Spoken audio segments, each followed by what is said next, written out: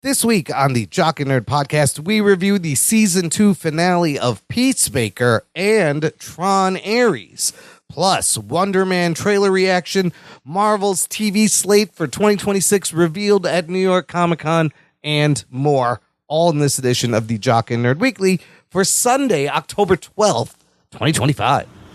This is Frank Grillo. You know me, but who are you? Are you the discerning, sophisticated type of person who enjoys all the latest comic book and superhero TV and movie news? Pop culture references, witty banter? Me neither. I'm just here for the dick jokes. Check. Check one. All right. This is for all you fans out there. Let's give it up. Shock it, we nerd it. We funny, disturb it. We shock it, we nerd it. We spoiler alert. Oh yeah, what is up, listener? How's it going? Thank you for pressing play and welcome to the Jock and Nerd podcast, where we give you comic book and superhero TV and movie news, reviews, and whatever we choose. Jock and Nerd. My name is Imran. My name's Anthony. He's the Jock. He's the nerd. And joining us is a fellow who's created by a prompt and printed out on a 3D printer, and then he came to life. Good for him. It goes by the name Peacemaker, but we call him Rug Boy. That's not my official origin, Imran. Oh, that's not it. The origin's a little muddy. I remember it started with Romania and a curse and a witch and a puppet. No. Yeah, that's all accurate. Okay. I do like this AI origin where You like to retcon it? Yeah, we're going to retcon it to you are an AI. You're going to pull a James Gunn and just change everything. Yeah, you do the Spider-Man meme and now you're an AI construct, print it out, and then you came to life like Pinocchio. I don't know. Okay. Pinocchio, Frankenstein. There's a lot of these. Prince Tokyo. Yeah. Yes, Rug Tokyo. A lot of these analogies in the movie we're going to review. But before that, there's some other fun stuff. Let's get to it. The Jock and Nerd podcast. We do have Peacemaker Season 2 finale to discuss. Lots happened there. But first, let's warm up with some news from New York Comic Con, specifically Marvel television news for 2026. They showed a lot of trailers, released one trailer, showed some trailers to the crowd that have not come out yet.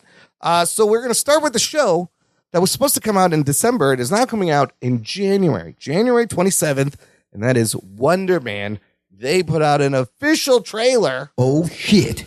For this show. Fun fact, they are dropping all 8 episodes on January 27th. We know what that means. Yeah, that's not good. They did that with Echo. Saw how that turned out. But let's get your thoughts on the trailer for Wonder Man. A very strange concept. I'm not sure what to make of it.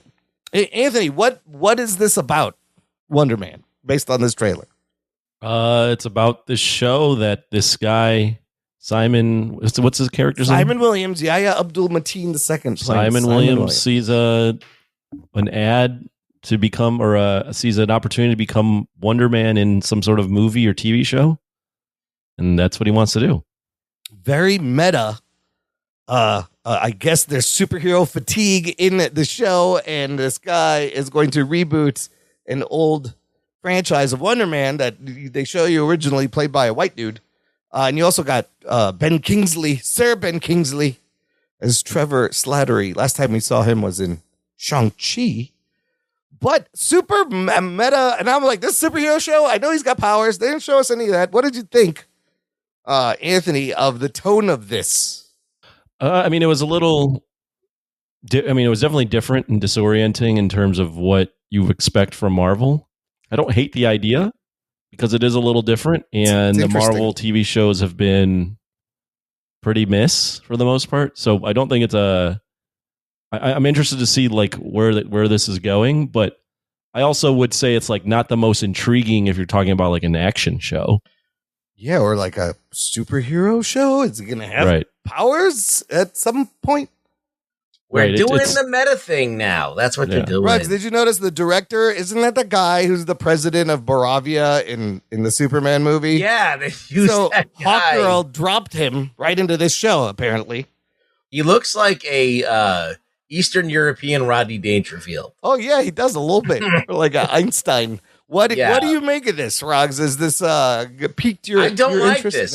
No, lame. No, okay. I mean lame. I like the actor that's Yahya Abdul-Mateen. I like Black I think Manta. he's good. It's great. Yeah, he was in Aquaman. Yeah, and he was in Watchmen too. Oh yeah, he was on the show. He was fucking Manhattan on the show. So he's good. He's great, and I'm sure he's going to be great in the role here. What they're doing a meta thing. They're doing a show that's not really about Wonder Man. They've taken Wonder Man, the character, and made him into a fictional thing, and they're going to cast him, and maybe that's going to get meta. Maybe he's going to get the powers. Who knows if he's going to actually get the ionic powers, because he's like super strong and stuff. He becomes pure energy at some. Oh yeah, I'm not really familiar with the Wonder Bread Man. Well, he was like one of these. He's like Tony Stark type guy. Okay. And then Baron Zemo experimented on him and gave him powers, and then they changed him into he was a Hollywood guy. He was an actor. He was using his powers. That's what it was, to do stunts, right? They were filming like a show about a guy who was a superhero, but he was actually a guy with powers. See, that's kind of interesting. So you don't need a stuntman, and he can actually do crazy things in the show. Maybe they'll do that. And then it was funny because he was in West Coast Avengers, and Iron Man was the leader of West Coast Avengers, and he had to like get along with Tony Stark, and they were always on opposing sides of stuff. Yeah. So he was an interesting character, but he even had his own series for a few years. Yep. But I don't know. It's weird. It's a weird trailer. It's gonna be a weird show. I don't know what to make of it. It doesn't really. None of it. I mean, the Hollywood aspect, the TV show aspect is there, but not the same way it was in the comics. Yeah. So maybe they're gonna bridge the gap. Maybe it's a surprise. Maybe they will do that. Maybe he will get powers and he will use them in the show, or maybe one of the things they do is when you get the part, you get the powers. Oh. I don't know. It almost reminds me of like the studio, Seth Rogen's studio version for Marvel TV, like the behind the scenes super meta. I love Ben Kingsley's wig though. I'm excited. He's great. Trevor Slattery is fantastic. Anything he's in that. Yeah. But all 8 episodes dropping at once has got me a little concerned. This is probably still some of the old Bob Chapek mandated stuff finishing out. All right, moving on here. Let me just tell you what is in what's the word? What is in store for Marvel TV for 2026? I just said Wonder Man, January, all 8 episodes. Daredevil season 2, they showed a little trailer. This is coming out March of 2026. Was revealed Kristen Ritter joining season 2 as Jessica Jones. And Foggy is not dead, as he was shown in the trailer. Comment on that, Jessica Jones, Kristen Ritter, Daredevil season 2. Welcome back, Kristen. Yeah, she was great. Yeah, I liked her a lot. Great character. All they need to do now is bring back what's his face, Luke Cage. Well, Luke Cage, yes, Iron Fist? but Danny Rand. No, I am the immortal Iron Fist. Colleen, I am the Iron. Colleen. No, do not bring Finn Jones back. Hey, what happened to Colleen Wing? Colleen Wing was awesome, and that other girl was awesome. Like the supporting cast was great. Serpents, the sister serpents, or whatever they were called. They were supposed to be a team, but Mike Coulter nowhere in sight. Maybe he'll come back. I think Mike Coulter will eventually come back. I don't know if we'll ever see Finn Jones. He's on a show that people watched. It's called Evil or something. Oh, right. Yes. So maybe I don't know if that's over. Maybe he'll come back. But if he was still tied up in that, then he might be busy. Then summer next year, X-Men 97 season 2 already has a season 3. They showed a quick trailer for that. Comment on that, and it's 97. It'll be whatever. Yeah, they got my money. Following that, Friendly Neighborhood Spider-Man season 2 in the fall. Ruggs loves Friendly Neighborhood. His favorite Spider-Man show. It's a fun show. It was a fun show. Venom. They introduced the weird Venom. It will be in the next season. My prediction is this season is going to go off the rails, way farther than it already is. It's going out there. They were buddy. like, let's see how much we can push it, and they got away with all Let's that. see how much we can piss off the puppet. Let's see how they're much. gonna come How crazy can we make this puppet? right after. Fuck that show. They're gonna come right after. The rest of Rockboy. his 6 teeth are going to fall out with despair as I watch this show and grind them down. All right, well, Ruggs, if you survive that, this one's interesting. I don't know when it's coming out. It has got a 2026 release date, Vision Quest. And I've actually been hearing that it's kind of good from some sources that I listened to. In here, you will find all the AI from the MCU in human form and AI form, meaning Ultron. James Spader coming back to play Robot Ultron and human form Ultron. Friday, Edith Jarvis, played by James Darcy, returning from Agent Carter, and Dumb E, which are the arms that Tony Stark uses, will all be in human form. White Vision has the memories of Vision that he gave him, but he doesn't really know what's going on. They have cast someone as Tommy Maximoff, who will be Speed. We met Billy in the Agatha show. So this show concludes the trilogy, WandaVision, Agatha, and then Vision Quest. Comment on that. Is that exciting to anyone? I guess. Vision Quest. Exciting, yeah. I mean, Vision as a character is to me is I whatever on the character as on its own, but I would say of all the Marvel TV shows, Agatha All Along and WandaVision were some of the better ones. So Yeah. So if it's in the same care, in the same vein, and that White Vision, that's fascinating. He is fascinating. He always has great lines. Vision. He's had some of the best dialogue. White Vision, you've only seen him in like 2 episodes. Well, I mean, Vision in general. Okay. They always give him. Well, that Vision. He does have very thoughtful things to say. And that Vision he's been destroyed, right? There's only a White Vision. the White Vision out there. I gotta be a White Vision. What is it? What is it? Love? What is love if it's not grief? Yes, persevering Everlasting or something. Persevering. Yeah, that was I a want great there to line. be a brown Vision. Yeah, I would love a brown Vision. Have him played by Kumail. That's Well, that would if there was a brown Vision, he'd have to get his pigment back and lose the glasses. I am White Vision. Wait a minute. I was born brown. And You don't I have any became- vision. I don't How have bad any are you vision. without your glasses? Oh, pretty bad. There is pretty Yeah. blurry. I have yes, I need them. And now I have to do the thing where I got to raise my glasses to read stuff up close like an old man. I refuse to get bifocals because I refuse to just give up and get I'm like, no. What do you mean bifocals? Because I need bifocals where the reading. You just said you refuse to get bifocals. No, I don't want them. But I probably need them because I have to take my glasses off to read shit now. Wait, I don't understand. I've never owned a pair of glasses in my life. What do you mean by bifocals? So I need glasses because I am nearsighted. I can't. Right. I can see things close up. But It's these are lenses that have 2 different lenses in them. But when you like if you on the bottom of the lens, you could have one prescription, and then I as see. you look in the middle of the glasses, so you have- it's like split reading glasses and then regular glasses. You've but never thought about contacts? I used to have contacts, and then No. I just didn't for a long time, and then I tried to put them back in, and I was like, no, why did I do this? This is What uncomfortable. about LASIK? I don't know. Don't you have I might be too old for LASIK. Oh. they have progressive bifocals now where you don't notice where the line is. But if I get that, I'm officially an old man. I already have an AARP fucking membership. That's far enough for now. Let's just everybody slow down.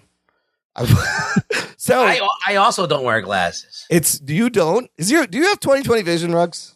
I don't know. Fuck you. Anthony, do you get up in the morning and everything is crystal clear? Yeah. You son of a bitch. Do you I think my vision, one of my eyes is like maybe 2018 now, or like whatever. That's like lost a little.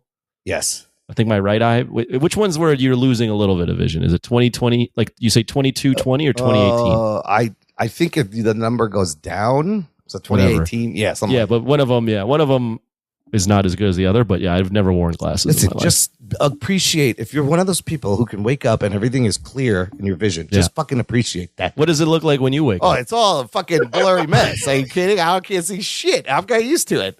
But that's all I've known. I don't know what that's like to open your eyes in the morning and everything is a focus. That's wild. Vision Quest is going to be a great show. I can't wait for Vision Quest because of my help. Aaron's got his own vision Listen, quest. I got my own. I mean, I can that's why relate. your movie takes are so bad. You don't see what you don't really it's all actually see blurry. anything. Look, I can relate to Vision Quest. I have no pigment. I'm completely white. I can't see shit. I'm essentially him. Okay. Anyways, we have all those things added to that. Spider-Man Brand New Day in the movie theaters, July 2026. Avengers Doomsday, December 2026. That's 2 movies, 3 live-action TV shows, and 2 animated shows for 2026. That's like 7 things when Marvel said they were going to start reducing things. Maybe next year they're reducing. Well, I think the animated stuff, they're not.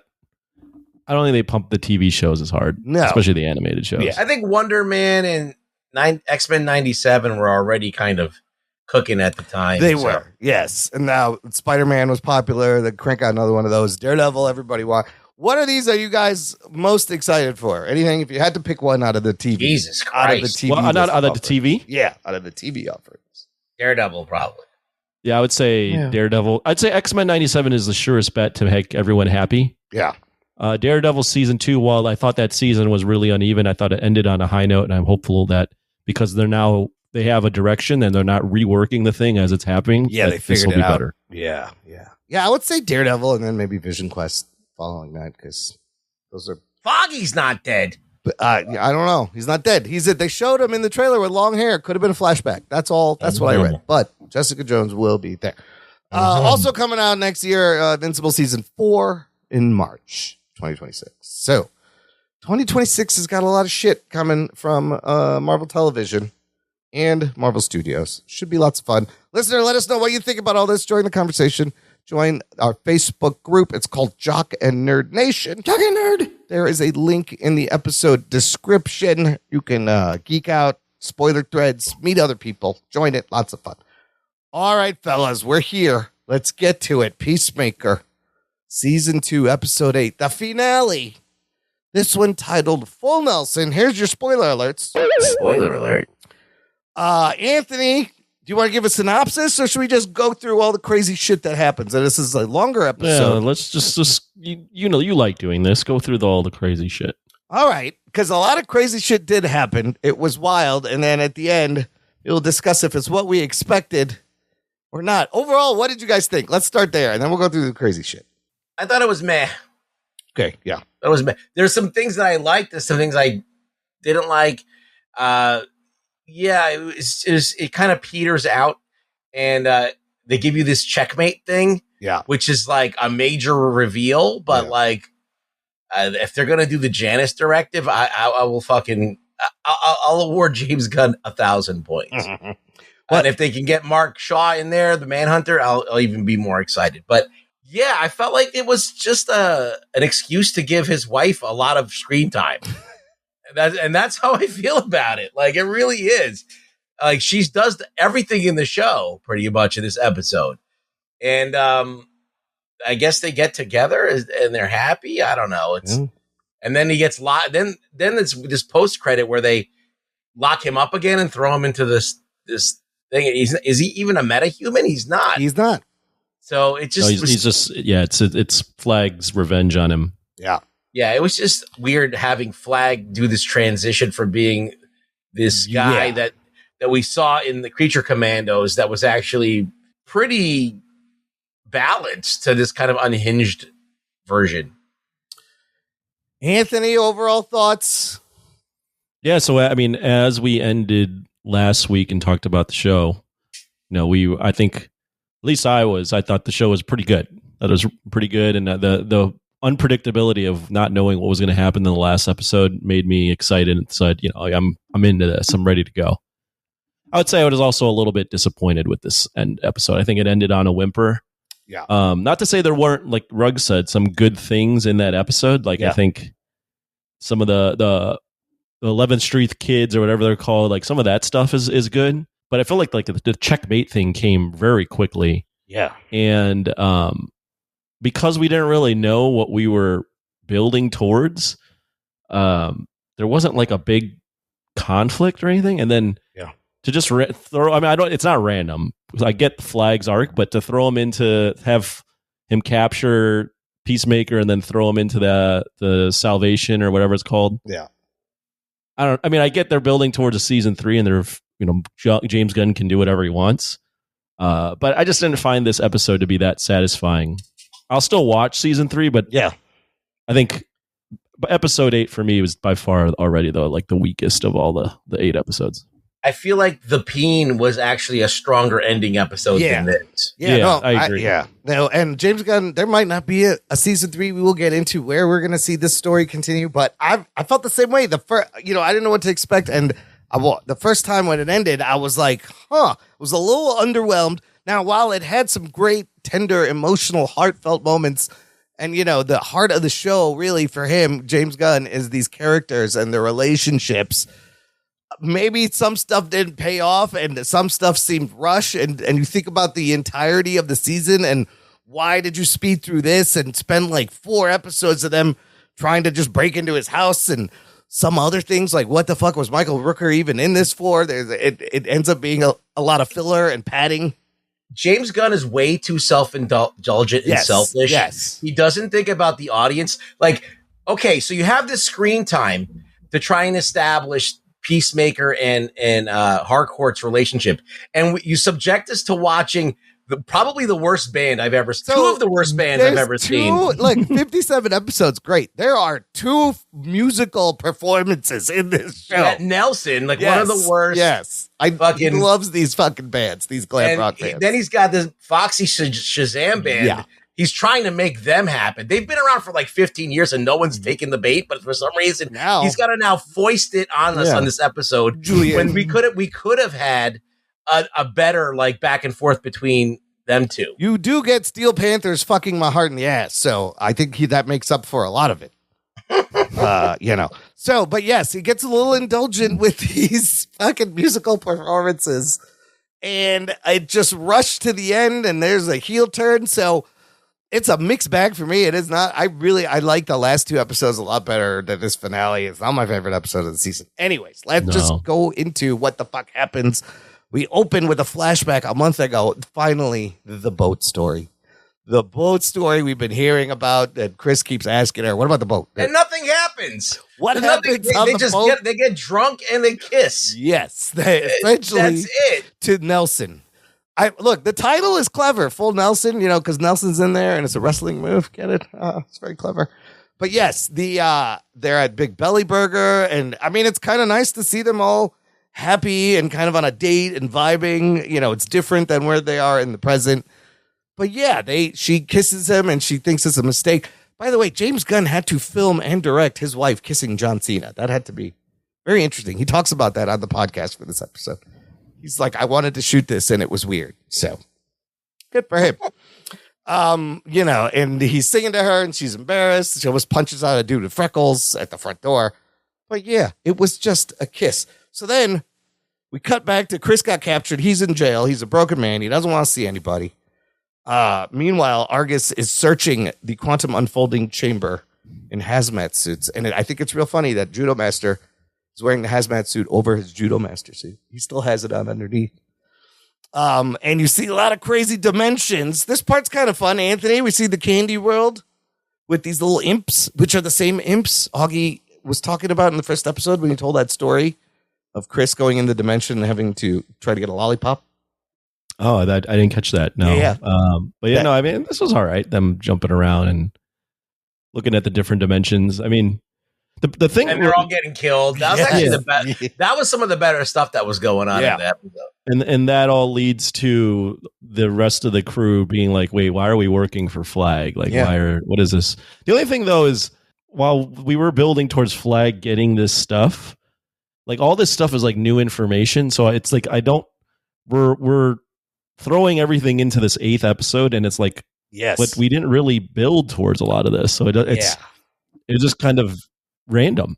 If we didn't have 2 musical performances that we had to sit through, they could have had them recruiting everybody from the thing and make it make sense instead of just springing like checkmate on us and it making absolutely no sense. Like, it's just weird. He also, if you think about it, he gets captured and released by Flag like 3 times in this whole series. Like, it's very repetitive. Like, it's just, I don't know why he's doing that. But yeah, they're looking through all these dimensions. You see a zombie dimension and the skull spiders and a black hole that looks like the same one from Superman. Why wouldn't you put the metahumans in that one? You just get rid of them. Yeah, Boom. just throw them into the black hole. And they find a perfect world. They don't know why, and we find out is because Rick Flag is What a waste of a perfect world. pitching this world as a But it's prison. not perfect. It's not perfect. Well, it is from that is a storyline. Yes, Salvation and Checkmate are both from the comics, and it is a world where they threw all the bad guys, all the villain metahumans. So he is suddenly now, like you said, he was Creature Commandos. He seemed level-headed. He was trying to capture Lex Luthor and Superman, and at the beginning of this show, and now complete heel turn. He's taking notes from Lex. Well, they're trying to portray that he's so single-minded on his revenge on Peacemaker that he's working with Lex. Yeah, it's a little crazy. But yeah, this prison is Salvation, and now you see Fleury and Bordeaux start to second-guess their loyalty to Flag. Like, what the fuck are we doing? Right. And then in the meantime, you get a lot of emotional moments.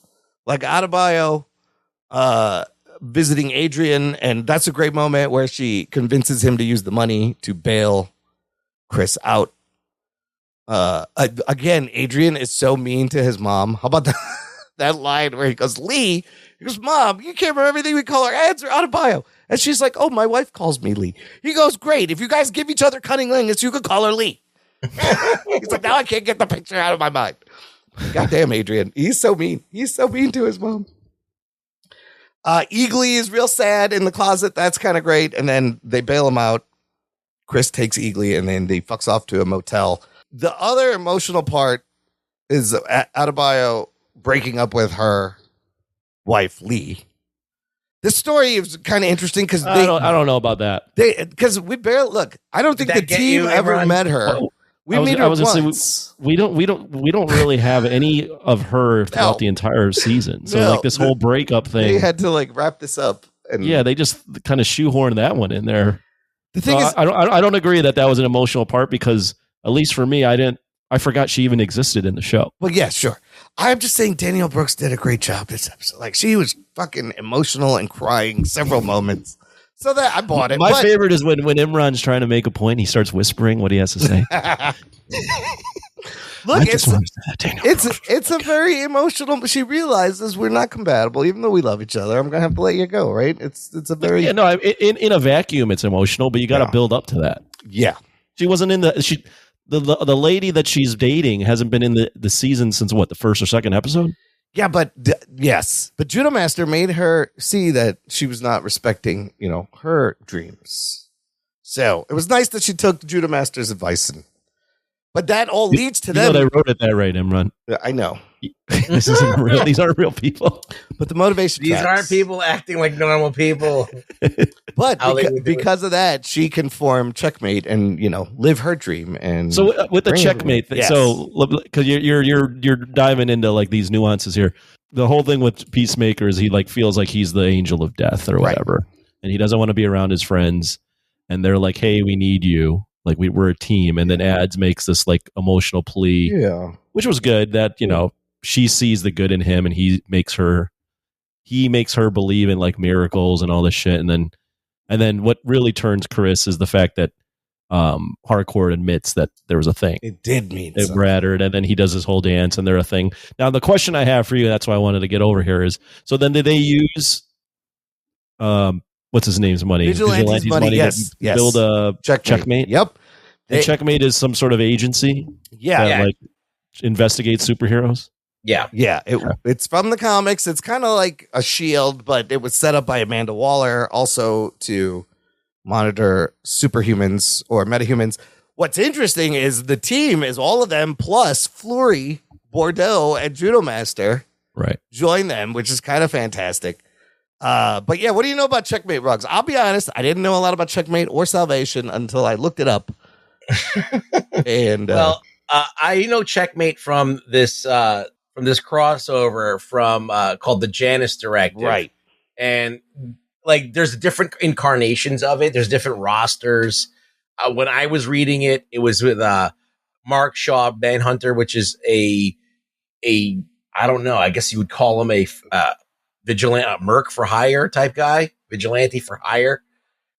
Joined it, and there's like different tiers. There's like a knight who does all like the groundwork, and then there's like the bishop who's like who just runs the shit. Right. And It's chess based. the key. So like they have their titles. code names of like the Black King, White Queen, Right. And I think actually the girl Bordeaux was in Checkmate, and Vigilante Bordeaux was in was Checkmate. at one point. A lot of the people were in the comics. Yeah, so they basically were like Amanda Waller's shield. I don't know if it's a shield, but they were a covert team that did shit. And Batman was involved. Like pretty much they were a thing in the 80s, in the early 90s. They were like a thing. And they tried to bring it back a few times. Like they tried to bring it back with the OG Green Lantern. Right. And Alan Scott was like one of the members. Yeah. yeah, I mean, did I know a lot about it? No, I just know that they appeared. I know what the guy in the yellow and blue, who's the Knight character, and I know that Manhunter was involved with them. And Maxwell Lord also part of it in some versions. Maxwell Lord was funding a lot of it. Yeah, so yeah, it's a DC team. They never really make sense. Anything that DC does, especially like this, it's like everybody's so transient and they're like together for one crossover and then it all breaks up. And then they reform with another group of people. Yeah, Gunn said he was inspired by the Greg Rucka run on Checkmate, but then it like got canceled after 33 issues. So I think the Rucka run was later. Yeah. But these are the things that are going to be important in this universe moving forward, according to him. It's the Checkmate and the Salvation. I do love when they find him and Vigilante just fucking tackles him and tases him, but he's like, got him. It was fucking hilarious. So there's a lot of fun stuff here. And so we get a Foxy Shazam performance as they set up Checkmate. And it's nice to see Adebayo finally like fulfill her dream. Like she got to open a detective business. Chris and Amelia are together. Eagly hugs John Economos, which is kind of nice. And then Chris gets snatched again by Ice. I mean, Rick Flag. Similar to Ice Snatch. The hood over. And they toss him into Salvation, and Rick Flag's like, this is for Ricky, you piece of shit. He's throwing him in there to test out this world. And as the portal disappears, he jumps for it, and it's too late. And then you hear growling noises off in the distance. I don't know. What is that? Monsters, dinosaurs. What the fuck is that? Is how we end up. So a lot of the character stuff was kind of resolved. The pacing of the whole season is weird. Why fly through that whole Checkmate bit when you had fucking 8 episodes to like kind of spread things out? Instead, you got Rooker naked dancing in the air. I don't know. Some of the stuff didn't pay. Did you think some of the stuff didn't pay off, or was it fine? He just left it where it is. Like Earth X shit was very interesting, but it was never about Earth X after all. No, they just used it to make a point to kind of be relevant in the time, and then they move along. But when you got all these multiple universes and things, you can do a lot with it, and they kind of just use it for the story, and they'll use it when they need it. It's always there. They can use it as a Deus Ex Machina. Yeah, I think the word you used is correct, Imran, at least for my opinion. I think it was just paced wrong. Yeah. Like I think we peaked with the last episode. Yeah.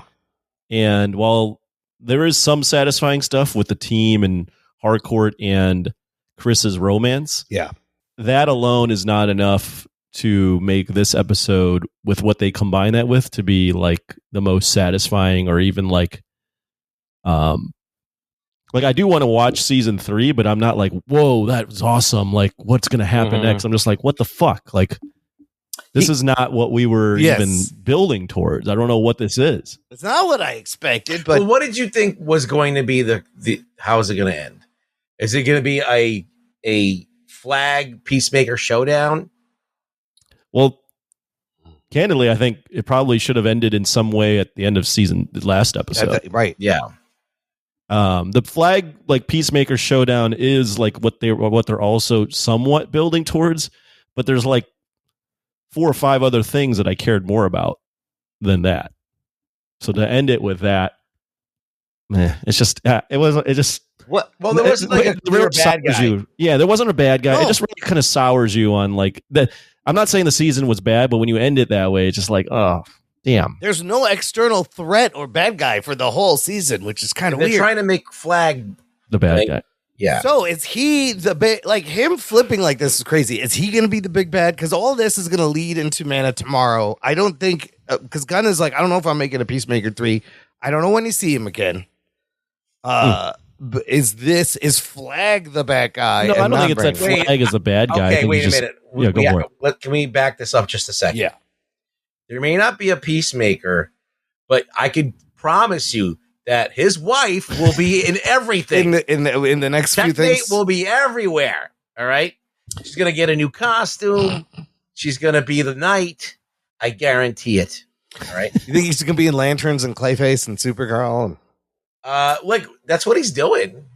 You know. I don't think Flag is the big bad. I think it's just Flag is going to have, by doing what he's doing, will have unlocked or caused indirectly like the whatever the big bad is. Maybe it's Luthor. Maybe it's they get the attention of, maybe sending people to this other dimension gets the attention of somebody. no, that's the fucking guy that's in Superman.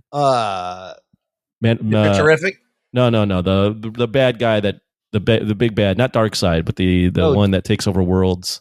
Darkseid, Desaad? No, you The fucks. Anti-Monitor. No, not the one that takes over worlds. The one that like puts people in globes and shit.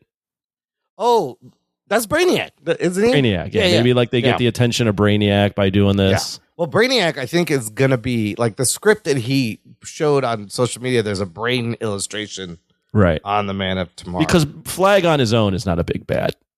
Yeah. So was anybody? I know Ruggs really likes Frank Grillo, Frank but I don't know Grillo that Frank Grillo take could be over. just the main bad guy in the DC universe. Is Waller coming back? See, what is she up to? I don't know. She's really like the big Yeah. badass. Yeah. Yeah. Was anybody surprised we didn't go back to Earth X? I had a feeling. Would that have been? No, I thought for sure they were saving Chris's brother as the villain for the next season. He's gonna pop into something else. I also look. I know there's hype, and I feel like maybe the finale was a little too overhyped, and possibly this is because James Gunn doesn't shut the fuck up about things. If there's no another Peacemaker, Yeah. season, then this is the worst way to go out. Yeah, It really is. They need to have it. They need to have a season 3. Yeah, I don't know when we're gonna see him again, and like everybody's gonna be like, "Where the fuck is Chris?" Like, I like the emotional roller coaster. He gets them at their happiest. Everything is resolved. Everyone's happy, and then yoink. And now it's Well, even that, like I felt like they got him back so quickly. yes. Like he was like, I don't want to see you guys ever again. And like normally in a season like that, he'd be sad for a couple, he'd be sad for maybe an episode or two. Right. It's similar to like in Spider-Man 2. Like it takes a while before he puts the costume back on. Right. But his one, they're like, he's sad. And then they come over to his house and he's like, I'm happy. Barely an inconvenience. Yeah. Right. They just had to talk to him. They just had to tell him, "You're big and you're stupid and I love you." That's all it took. That's all it took. But here's I'll give this season this credit in that I did enjoy the season for the most part, and I thought John Cena was really good. John Cena was great again in this episode, and every episode, like different people shine. Daniel Brooks, Adebayo, I thought she was great in this episode. The whole cast, the chemistry is great. Steve G gets to do stupid things like when he's trying to distract them while they're getting the code, and he's telling a joke doesn't go anywhere, which is kind of funny. I think it's a good show with a good ensemble cast. I'm glad Flurry is with them, and we're gonna get more Tim Meadows. Yeah, Like absolutely. I'm excited about, and I like Judo Master. Like I'm glad he's gonna be there. It's just unevenly paced, but like I enjoyed a lot of the things, but this is not where I thought it was going.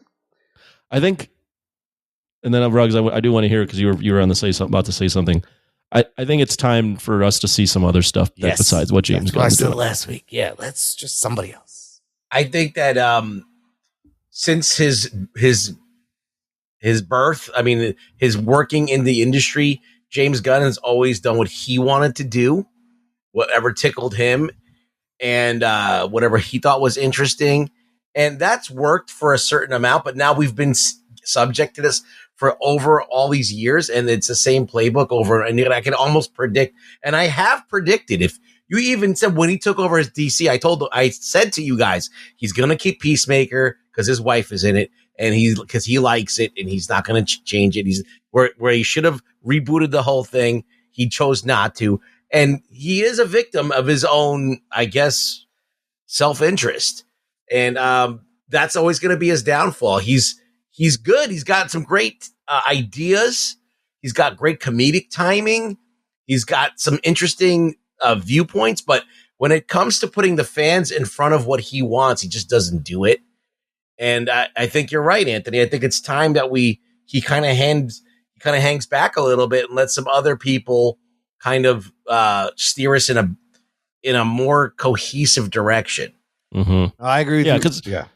Because I completely agree. Because even though I like James Gunn stuff, one of the criticisms I had, and it seems like it's coming to fruition, is like he likes very strange. Like he's a guy that likes trauma stuff. He likes to impart like things that happen in his life into things. And Ruggs is right in that, like, he does that at the expense of like other characters that we are already established.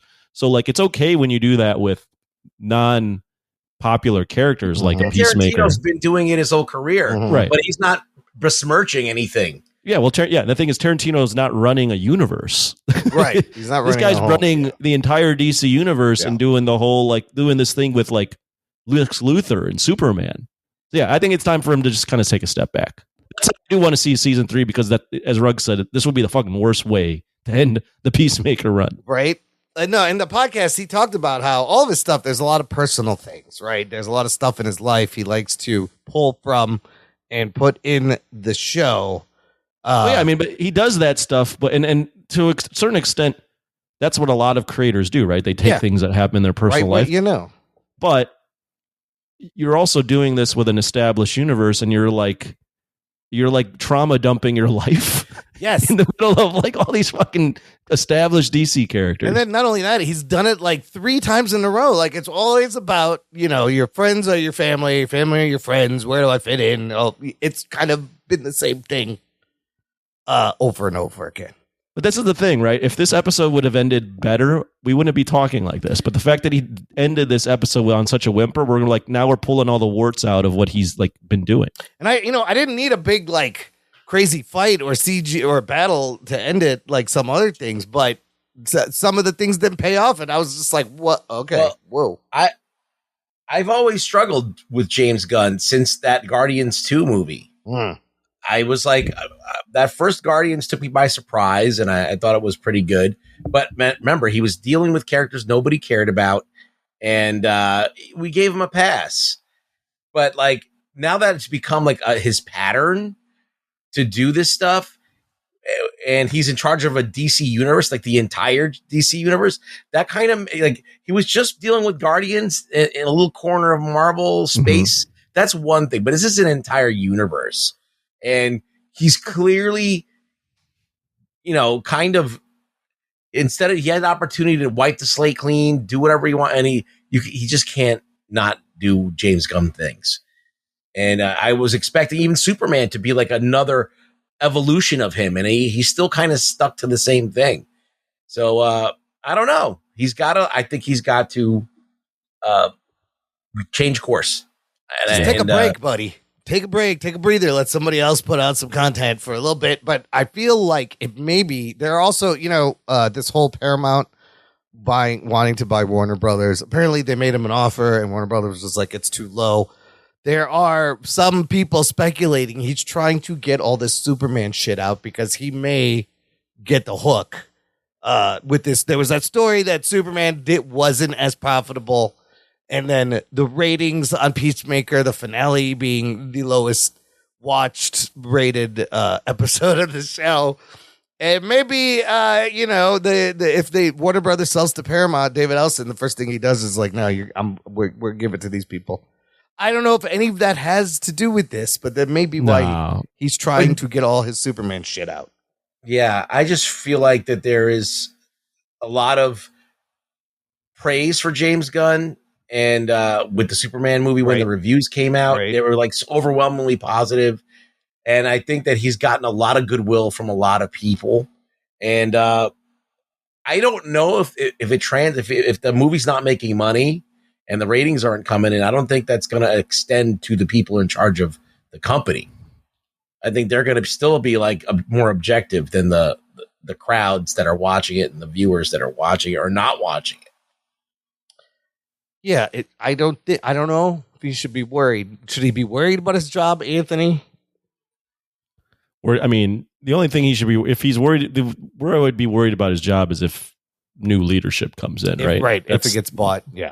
But right now, I think it seems like he has full carte blanche to do what he wants, as long as he delivers on ratings and make money. Do you think that the next movie's going to be great, or are people going to start?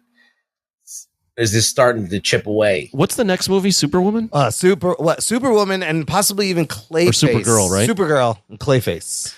Yeah, I mean, those two movies are risky. Yeah. And it depends on what the budget is. Lantern's not a movie. Not a movie, but this is going to lead into Lanterns also. Oh, I see.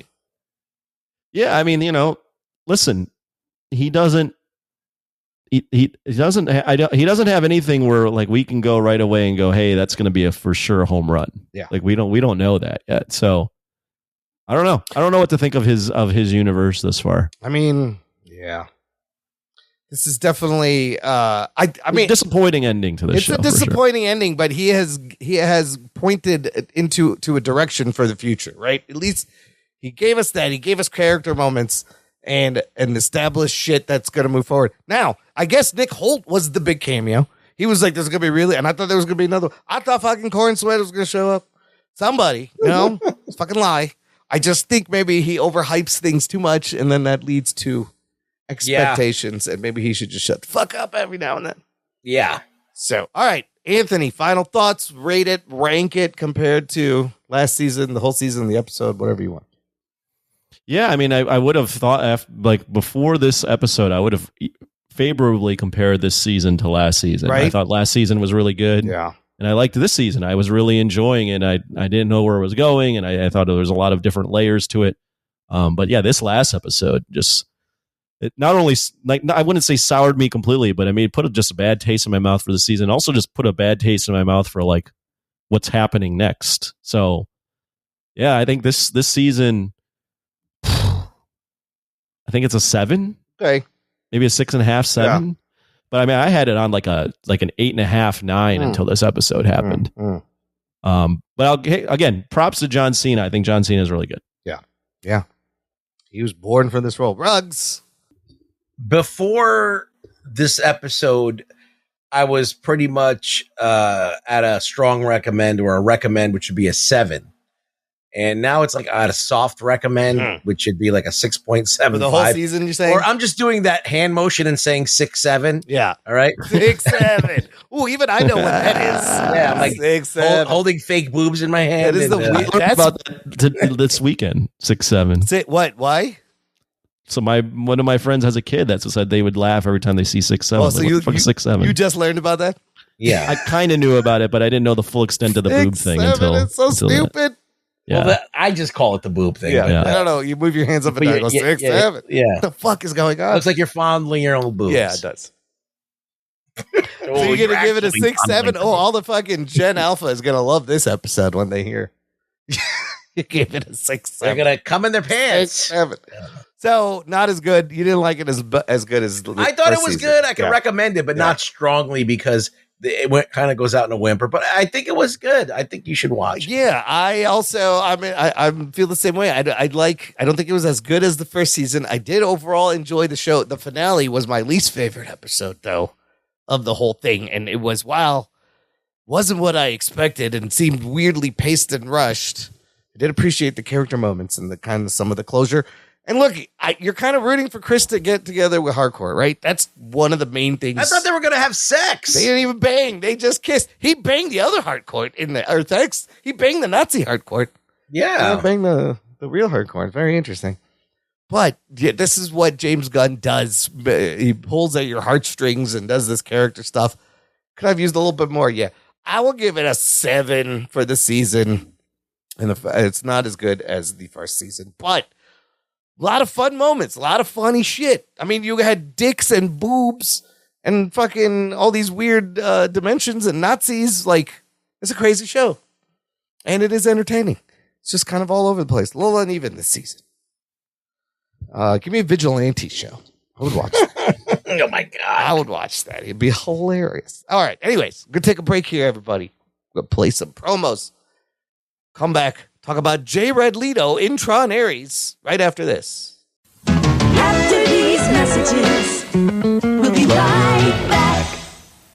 Attention podcast listeners and YouTube watchers. I'm Logan, the host of Mostly Superheroes, a weekly pursuit for the world's best stories with an emphasis on live-action superhero stuff.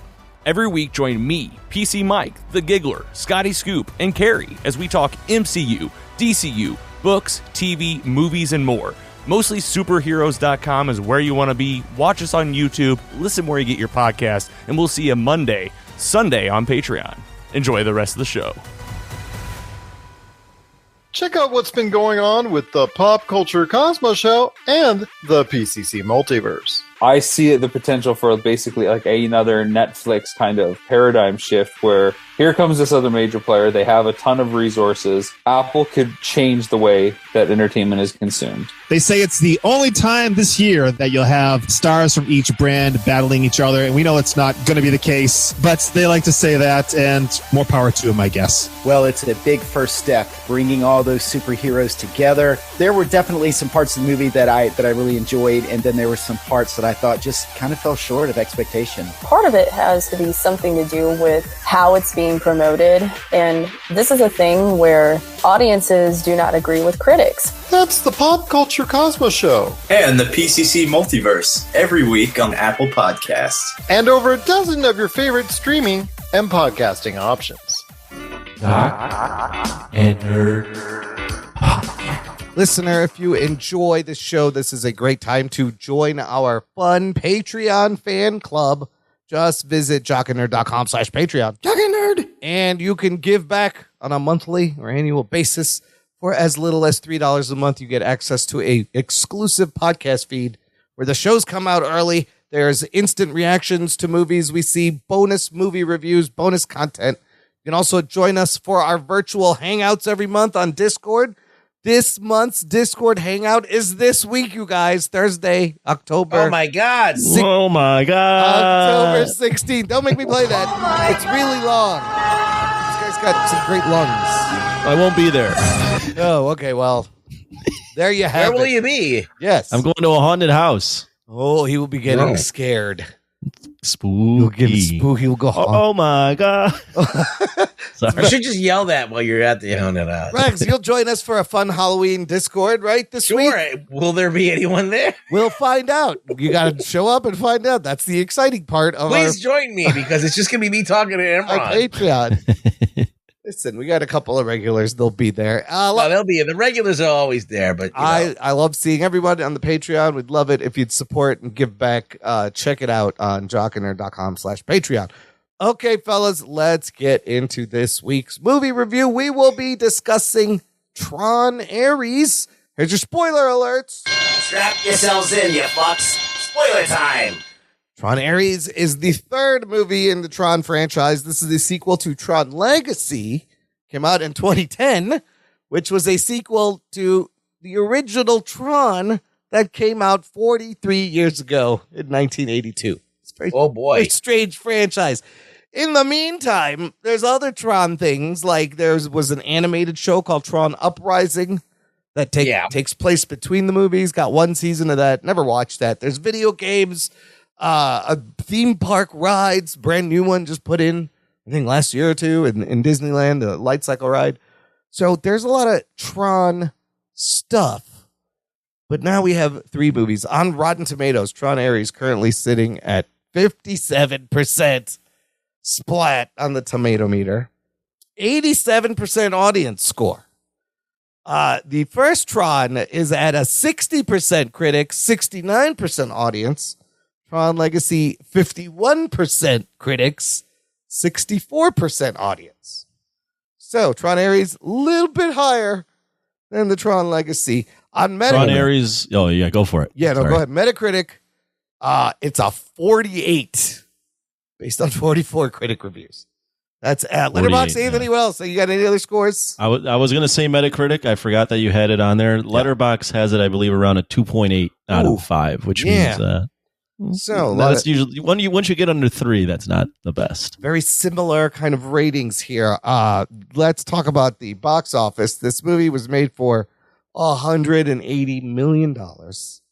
And opening weekend, it does open at number 1, I think. We're recording on Sunday. I don't have the final numbers, but it's looking like it's going to have an opening weekend of $33 million. And 33 and a half and 60 million global debut on the 180 million. So that's not great. The original Tron made a total of $33 million in 82 on a $17 million budget. And then Tron Legacy actually opened higher, $44 million. That one finishes at 409 international. Similar budget, $170 million. If we're looking at Jared Leto movies, his last movie, Morbius, opened at 39 million. So this thing opened less than Morbius. Just let's keep that in mind. This movie, Tron Ares, directed by Joachim Roning. Joachim. That's how you say that, right? Joachim, yeah. So, fun fact, completely a tangent. My name, Imran, in the Bible is the name of the Virgin Mary's father. That's Joachim. So Joachim was that Hebrew for Imran or Aramaic or whatever His name language? is Rakim. Isn't that a rapper? Joachimran. Imran. Isn't that a rapper? Rakim? Rakim, yes. Eric B. and Rakim. He's one of the greatest. But Imran is Joachim. Anyways, Joachim Roning can listen. Shut up. I'm doing the etymology of names, biblical names. Joachim. Hey, listen, you get to do it. Look, you learn stuff. I like that. I like that. Where's that? Joachim Roning was best known for directing the 5th Pirates of the Caribbean movie. Not the first, not the second. The 5th one. Ooh. I never saw that. Screenplay by Jesse Wigutau, based on a story by David DiGilio and Jesse Wigutau. One of these guys, Jesse, I think, wrote on Terminal List and the new Terminal List. The movie stars, of course, Jared Leto, Greta Lee, Evan Peters, Jodie Turner-Smith is in this. Hassan Minhaj, my boy, he's great. Arturo Castro, Gillian Anderson, Jeff Bridges coming back to play Kevin Flynn, and Cameron Moynihan is strangely in this movie for like 10 seconds. It's a very strange role. Jared Leto also produced this movie. He's been involved in this since like 2017. Music by Trent Reznor, Atticus Ross has to be mentioned. 9 Inch Nails. Anthony, that's me. What happens in this PG-13 1 hour 59 third Tron movie, Tron Ares? Tron Ares is the third movie in the Tron franchise. And in this movie, Endicom and Dillinger Industries. Endicom was owned by the Flynns. Dillinger Industries was owned by the villain from the first Tron. Yep. They are trying to bring their AI grid folks into the real world, but they're having issues keeping them in the real world. So this movie is these two companies racing to find permanence, which will bring these beings into the real world permanently, as the permanence name states. Code. As they're doing this, Dillinger Industries creates a program called Ares to protect its interests, and Ares is tasked with finding this permanence, even if it means killing one of their rivals.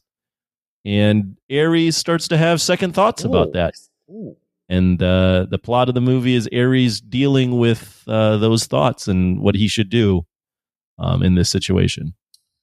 Yeah, the plot is Ares gets feelings, essentially.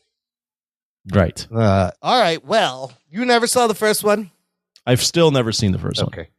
You did see the second one. Yes. I fell asleep in the theater. Yes. The second one. I also, last week, I said I finally watched the second one. I fell asleep at home. I rewatched the first one, actually, this week. Any good? Also, kind of holds up. We'll get into those whole franchise. But what did you think of Tron Ares once it was over? I watched this at my local Alamo, and I had a burger before the movie. Tron burger? No, not a Tron burger. And I will say because of the burger, I was starting to get a little sleepy, but luckily I was at an Alamo and could order a Red Bull. Nice. During the movie, so I was awake the entire time during this movie. So that's a check mark, a positive for Tron Ares. Yeah. All kidding aside, I thought the movie it was okay. It doesn't blow you away in terms of its story. I think the music it's purely survives on music and chase scenes and action scenes. And when it does that stuff, it's actually pretty cool to watch. I thought this movie was a lot easier to follow than like Tron Legacy. I wasn't bored by any means. Yeah. But, you know, as the kids would say, I mean, this movie is like so basic. Like they don't go into depth into anything. And I think what's kind of weird about the movie is that like even though it's a Tron movie, I don't really know, and other than like Jared Leto just pushing for it, I don't really know like why it's made, because it doesn't really feel like it's connected to Flynn in any way, although it is. Yeah. Like we get all these completely new characters, and it seems like almost like a spin-off movie. Yeah.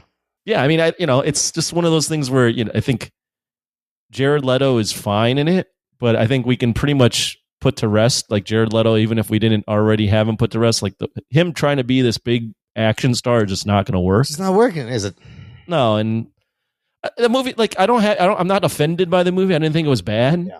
I just thought it was like, when you think back on it, you go, this is like what Tron is. It's just like these very memorable visuals, but not a very memorable story. And this one falls into that same category, if not even like almost less ambitious than the other two Trons, because they're not even like trying to go and tell you anything with any depth. Yeah. Like it is like very basic conversations, spelling out what they're doing. Like, what's the Korean lady's name in this movie? Greta Lee, Eve Kim. Greta Lee. Like, she's like completely wasted. Like, there's nothing for her really that she's doing. Yeah. So yeah, I mean, it's just kind of an movie. Great soundtrack though. I when soundtrack and the chase scenes are happening, I was like, ooh, this is good. And then the rest of the movie just happens, and you're just like, oh, meh.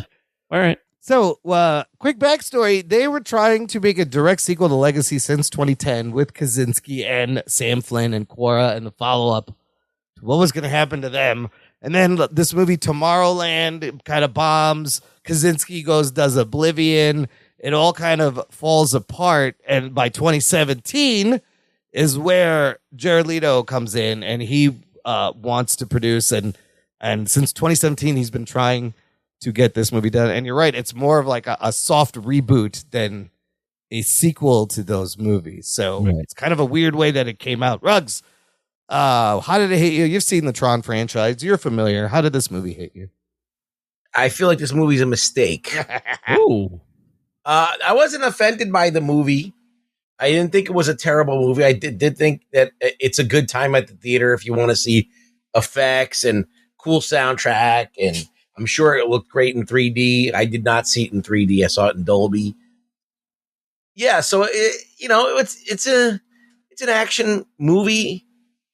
It's okay. It's just I just don't understand why they did this particular movie. Yeah. Like it would have made sense. You're building on the Tron thing to continue the story where you left it. And then to kind of like you write off the main character and you don't, and then you kind of have at the last scene, like him look at the picture of Olivia Wilde. Like, yes, at the very end, he's going to go find them or something. I don't know what was going on. What? This movie doesn't need to exist. This is so stupid. So I did not like this whole setup. I didn't like the fact that, okay, let's say you're a competing company that's coming up with their own grid. Why is it looking like Tron? Exactly like Tron. Like He stole it from Flynn. Dillinger stole everything from. Yeah, but wouldn't you change something besides make it red? That's different. Like it's stupid. The whole idea is dumb. The red kept me awake though. Yes, the red does keep you into it.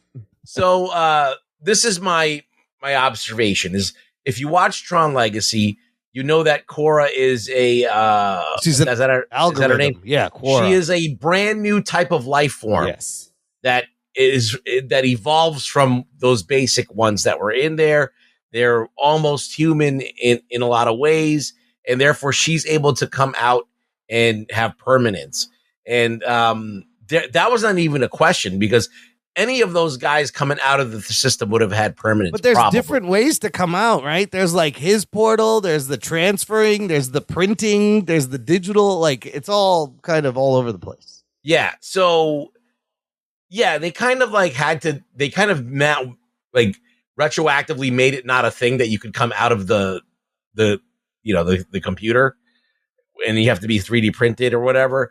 I don't know. It just was, it seemed like they were completely divorced from the last movie. Yeah. And I think that if you wanted to really make a good sequel, you should have continued that story. And then you could have gotten into the other company, the competing company being the evil company, and then done something with that. But this whole way this whole thing unfolded was really stupid. They're looking for a code. It's a total MacGuffin chase. Yeah. And those are just, as you could say, basic fucking shit. Like, there's nothing to that.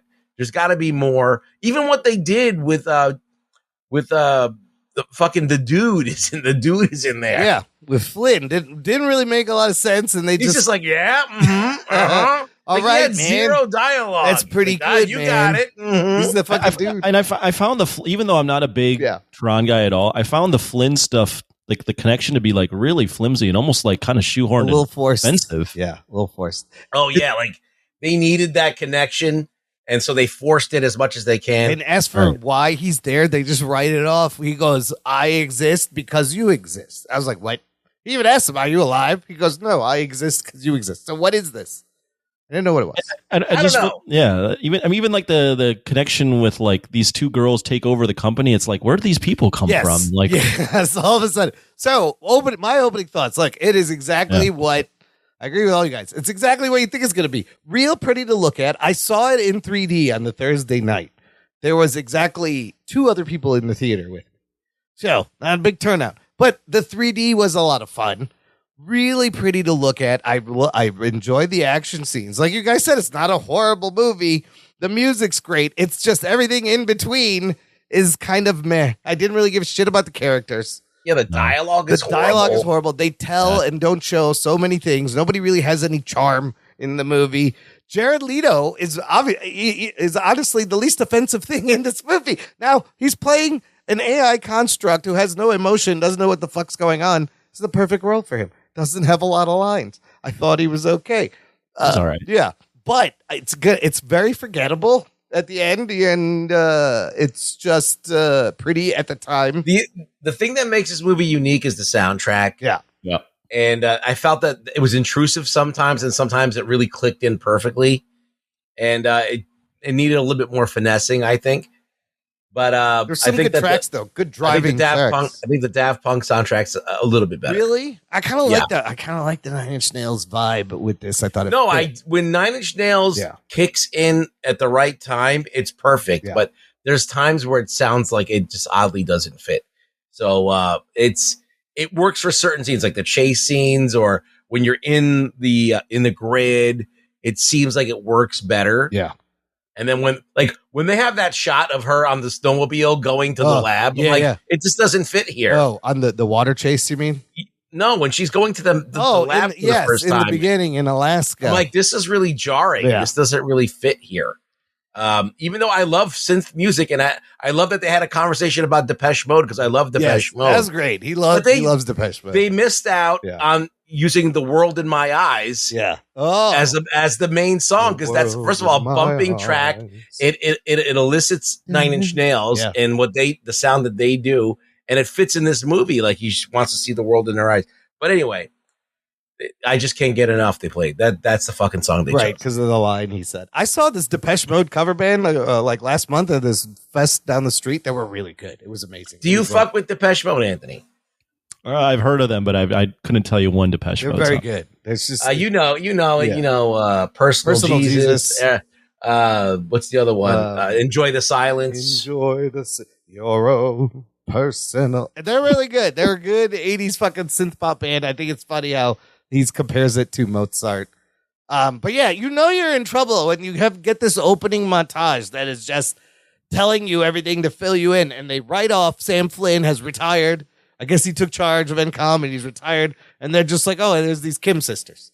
I'm like, okay. Yeah, the Kim sisters for me is just a very flimsy way. I mean, like we don't have a good reason to care about the Kim sisters. No, even though one of them died of cancer, and you're just like, okay, sure. It's just very, one died of cancer, so now the other one's inspired by her sister's death to do something good, and it's like, this is all fine, but it's just all very surface level, like stuff. Like, one of the first things I thought of was like, just put me back in that world. Yeah, and I feel like what was happening is like, this movie was so expensive that if they kept going back to the Dillinger world and then like the chase scenes, they would have just ran out of money. So I feel like we didn't get enough of that. And that's like the only parts of the movie that I actually give a shit about. Well, Legacy works so much better because it's about Sam Flynn trying to reconnect with his father. Right. And he's just trying to get him there out. was that personal thing where he finally sees his dad. And he sees what his dad's been doing, and he sees that he's been trapped and not be able to get out. So there's a few moments of catharsis in that movie. Even though it's not a great movie, it still had that. I don't mind this premise of these printouts not lasting only 29 minutes because several times you given a ticking clock, right?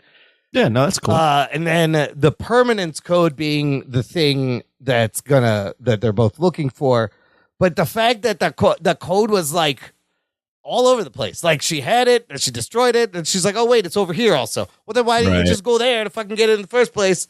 There's like 7 places you could get. Yes, apparently this code is everywhere.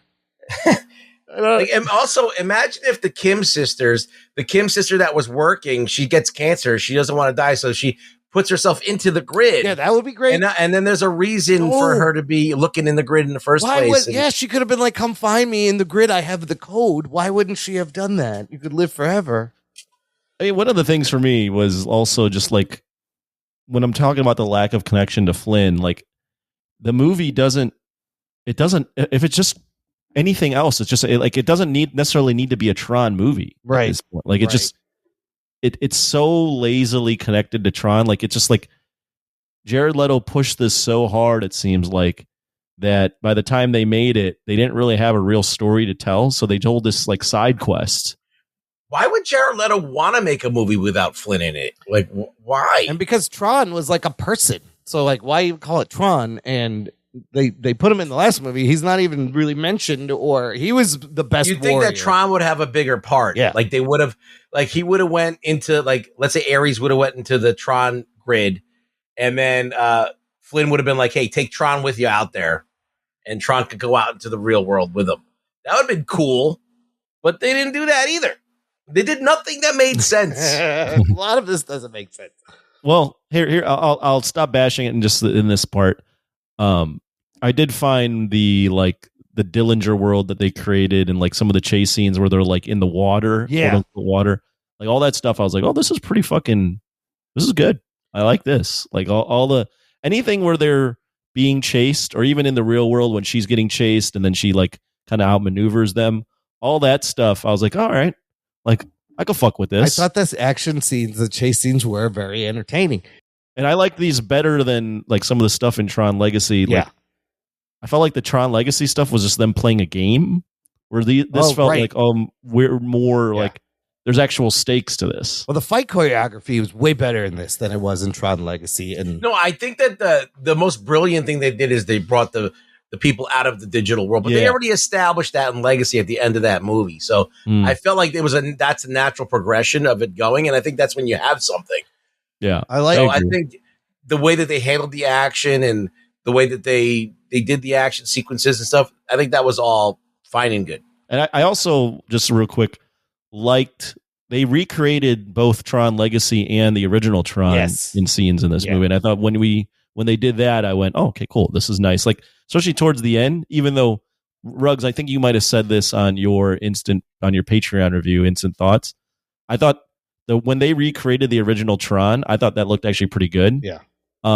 But the way they used it in the third act, like the whole time I was like sitting in my seat, I go, I gotta pee right now. Yeah, they're just hanging out. I'm waiting for some shit to happen. They're just walking, talking. This is hanging out. So they're just hanging out there. And talking. They're just they're doing about absolutely nothing cool. Yeah. All right, it's weird how they cut that versus like the real world, and they're getting like chased and they're getting invaded. And It's then like you keep him cutting standing back. in an elevator. Yeah. You know?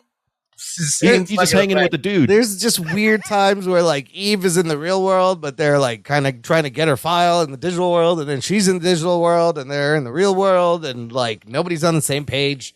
What did you guys think though of them? Not the like the way they used it, but did you think they executed like the original Tron look in that part of the movie? No, I think they did that great. I think all the visual stuff they did, it looked cool. Yeah, I agree. There's a lot of callbacks to that first movie. You know, you mentioned Dillinger. He was the bad guy in the first movie who stole that's his son. and he was Sark in the first movie. And then when he gets to the Flynn grid, the light bike looks like the old one, and he goes, classic. It's kind of funny. But then the bit is there. That little bit is from the first movie, the thing that goes, yes, yes, yes. No, yes, no. And then when he drives into the crack, that crack is from the first movie where Kevin Flynn broke out. That's right. The light bike race. So like that shit was cool. I did like seeing, but then nothing happens. He's just walking around and talking, and Flynn just materializes.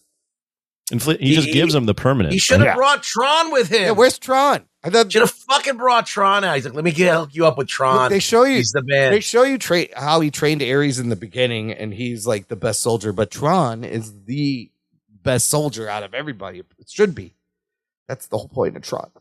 Yeah, he was badass in Legacy. He was fucking doing all this shit. But they called him Rinsler. They called him the Rizzler. Oh, right. They kept calling him Rinsler. Yeah. And it was Tron.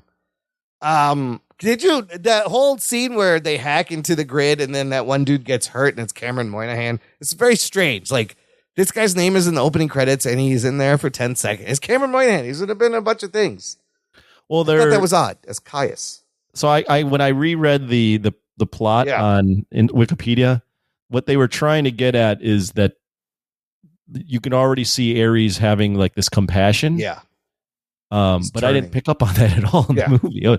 I felt like Ares, like him becoming self-aware and then also like developing compassion. I felt like that was all like written down as to be like these moments in the movie that just I didn't feel that emotional turn in the movie at all. Well, that's where this character is like J-Red, I think. really starting to understand where its place is and that this human is bad and she's good. Yeah. It just feels like, okay, now he's like defending her. Now he's flipped. Yes. I mean, after like he watches some videos of her growing he up. scans all her text messages and videos on the internet. And now wants also really creepy. Yeah, it is a little creepy. Well, he's not a human. Yeah, he doesn't right. I mean, these people are distracted by rain. That's what happens in this movie. The rain. Oh my god, several the rain. times. They're fucking killing machines until it rains, and they're like, "What's this?" And the rain thing really like is like what? that was cringy. I could almost feel it. I read that on Wikipedia. It's like the bad guy distracted by the rain, she has a moment of like clarity where they're saying like she has a self-realization or something. It's like, what? Does she? Yeah, she hears the name Martha. Yeah. Also, I love it that Eve just like rides motorcycles. Like that was just her bike, and it was perfect for the chase scene. And she figured out how to drive the other motorcycle and spit out a light beam that probably killed a bunch of people that we didn't see accidentally. But again, the chase scenes, those light beams have permanence. I'll tell you that. They do, but then they eventually disappear. But I don't know how long they. At the same time, it takes for Spider-Man's webs to disappear. Yes, it's all willy-nilly. Also, the biblical reference of Eve gets the code and prints out a tree, a fruit tree, but it's not an apple tree; it's an orange tree. I thought that was interesting. So what they're trying to get at is like they can print out whatever. They can print out food. They can print out whatever they can right? make in the grid. They can print it out. It's just a fancy 3D printer now. Interesting. But now it can last. I wonder what the health benefits are. I mean, there's all this stuff about like organic and non-GMO. Yes. What about like 3D printed 3D fruit? printed. What do we think about that? Listen, they're trying to grow meat in a lab. It's digital fruit. Digital fruit that stays. Sure. Essentially, like what we're talking about this movie, and essentially what they did is Jared Leto wanted a vehicle to make a cool Tron movie that looked cool and had 9-inch nails. Yeah. But they didn't really have any plot or anything like that they could actually write down that would be worth making a movie for. So they just kind of made it up. I don't really know I wrote down like, what was the point of this movie? Yeah. But the whole franchise is kind of like that. Like, I know. All three movies. This franchise is so weird. It's like Avatar, if you think about it. But doesn't make as much money. Doesn't make as much money. Pretty to look at. The story doesn't matter. Well, no, come on, Imran. You're not being serious here. The first Tron was ahead of its time, thinking about what it would be like to live in a virtual area. Yes. So that gimmick in and of itself, using the user, the words, Yes, all that programs, vernacular. Yeah. Like that was ahead of its time, and it was very that's why uber nerds love that movie, because it does get into the nitty gritty of that stuff. I mean, and yeah, it does service that thing.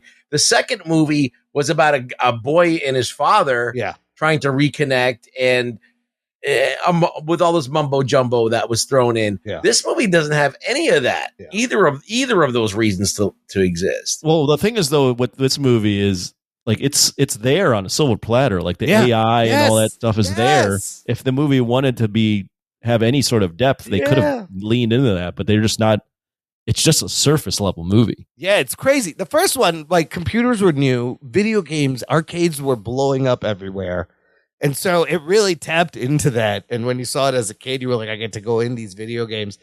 And this one had the potential to, it's right there, like you said. Well, when you're getting into Tron Legacy too, like when they made that movie, Disney was like, the technology is caught up. Right. And this could be our next big franchise. Let's blow the dust off of this. And they invested a lot.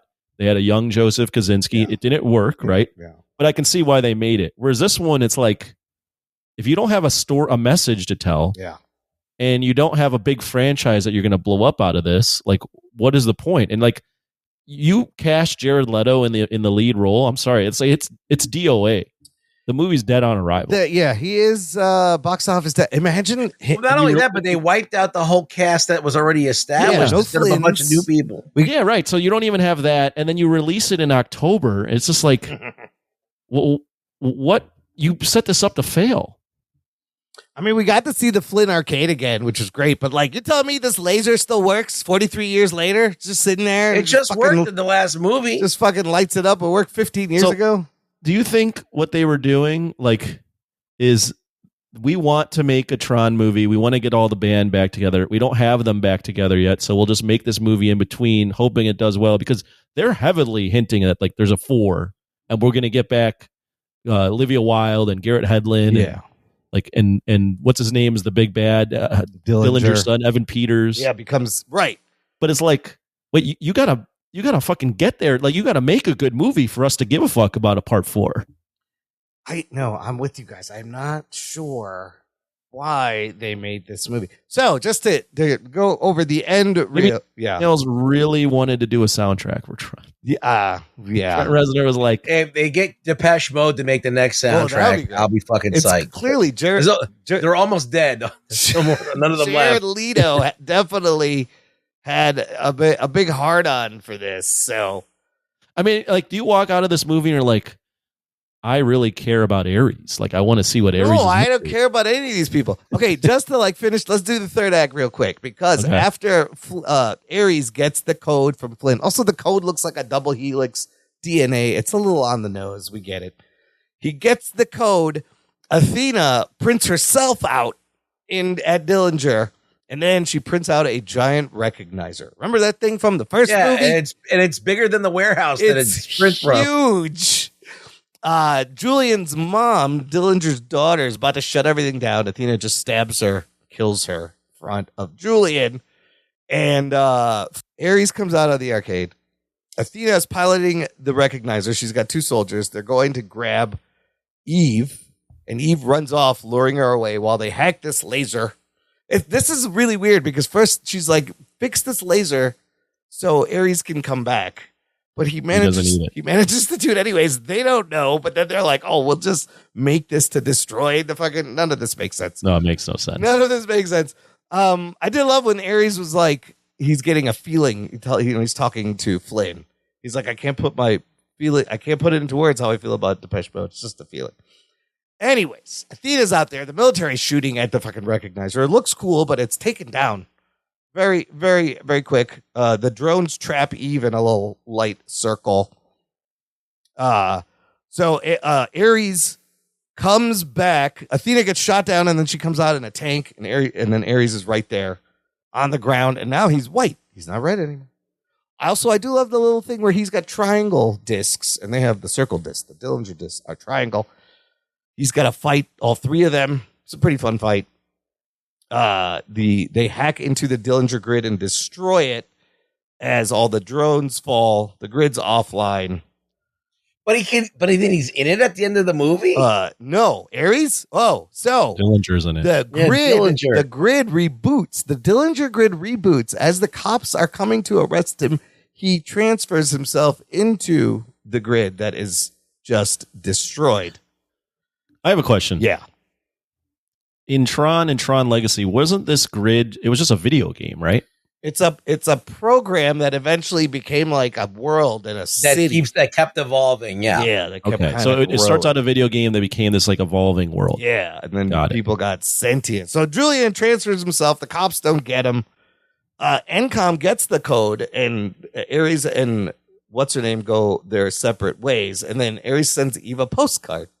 He's living off grid. I don't know where. Looks like he's in Mexico. I don't know. He's got photos of Sam and Quora. He's driving a Ducati like Sam was in the first one. And then he just fucks off. And then you get a mid-credit scene of Julian waking up in the grid, seeing everything's destroyed, grabs the triangle disc, and he is transformed into Sark, which is Dillinger, his grandfather, his avatar, the original bad guy from the OG. That's where it ends, setting up for another one, which I doubt is going to happen. Because I think this thing's going to be a little bit of a flop. I mean, do you think it could even make $400 million like the last one? No. No, it's going to make 200 if it's lucky. I mean, it's not making its money back. No. It wasn't. I mean, it was. You released it in October, and you again started. Yeah, had Jared Leto in the lead. Yeah. What would happen if Jared Leto and Dakota Johnson were in a movie? Does everything just implode? Does the theater just blow up? Oh yeah, that's funny. You automatically die. If you would be a genius, if you could put those two and make a good movie and make money, you're the best filmmaker ever to exist. But dude, you're speaking that into existence. I know. Now it's gonna happen.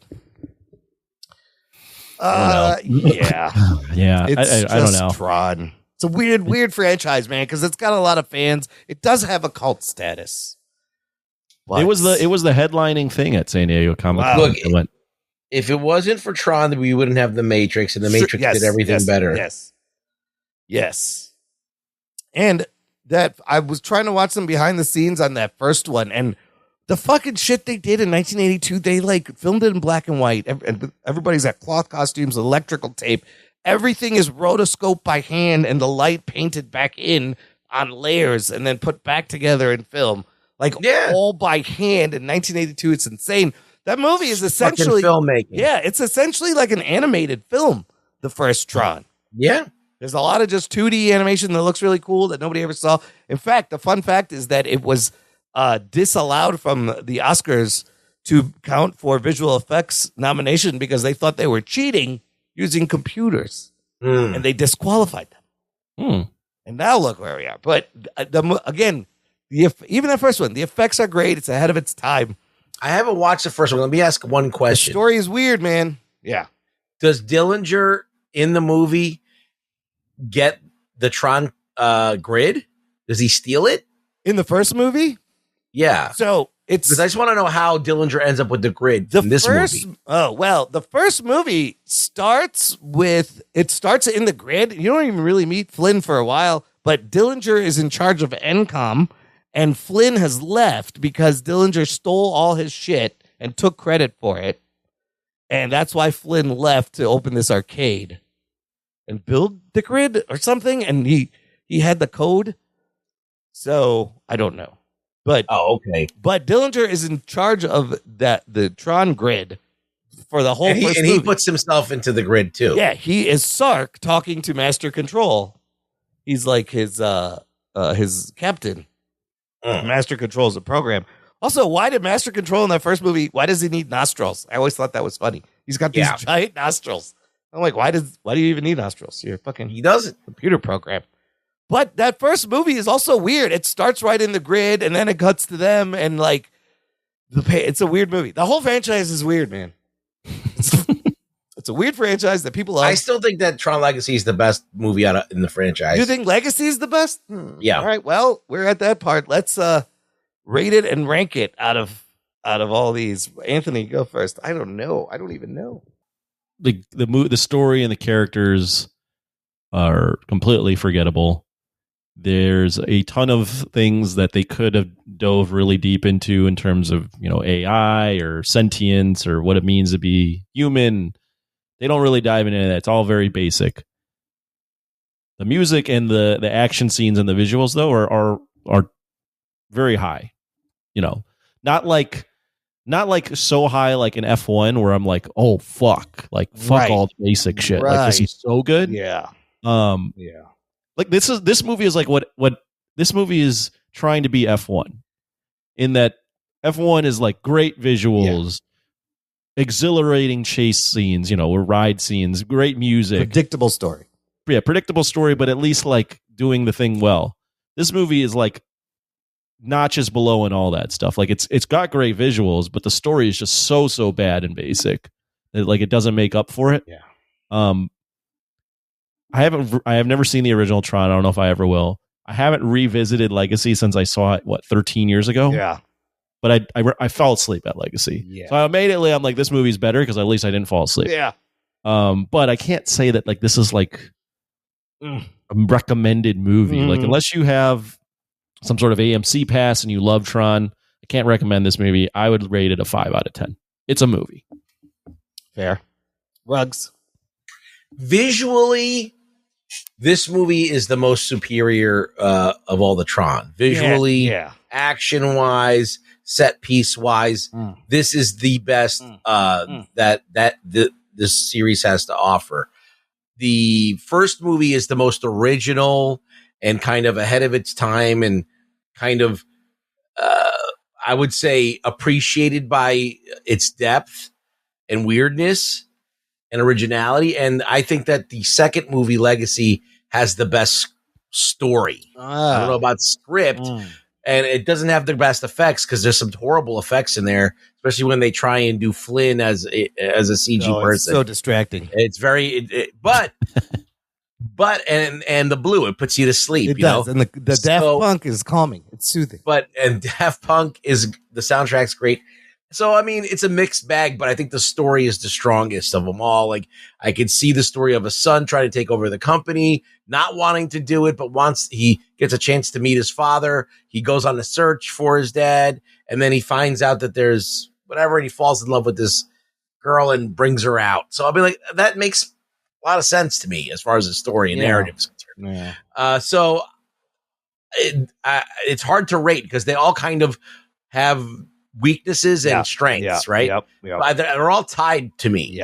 For like I think that the best story though, that goes to Legacy, and I don't know if I'm able to score. I'm going to give it like a 5.5 or maybe even a 6 if you like action and don't care about anything else.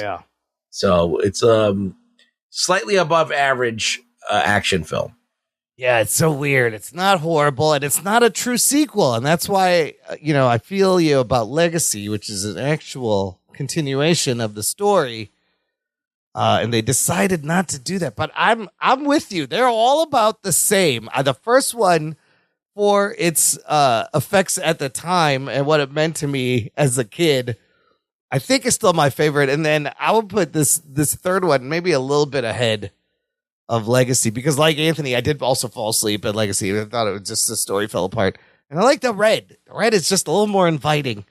But this one is just, the action is decent, the sound is good, the music's good, everything in between is just, you don't need it. I'll give it a 6. I'm okay with giving it a 6.